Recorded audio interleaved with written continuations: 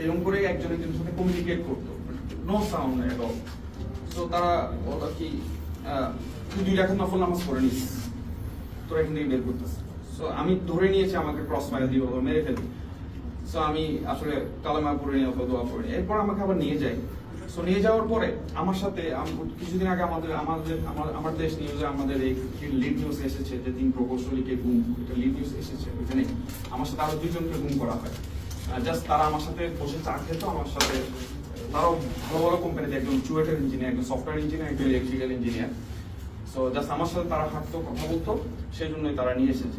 So পরবর্তীতে আমাদেরকে যেই দিন প্রকাশ করা হবে মিডিয়ার সামনে, তার আগের দিন রাতে নারায়ণগঞ্জে একটা হোটেলের সামনে ওরা নিয়ে যায় গাড়ি করে। আমরা 3 জন এবং সাথে আরেকজন হুজুর, যাকে আরো 2 সপ্তাহ আগে গুম করে তারা রেখেছিল র্যাব 11 সেল। সো ওইখান থেকে আমাদেরকে নিয়ে যায়। একটা ব্যক্তি, যে লোকটা গাড়িতে ড্রাইভারের পাশে ছিল, সে ওই সামনে গিয়ে এই ধর ধর জঙ্গিধর বলল।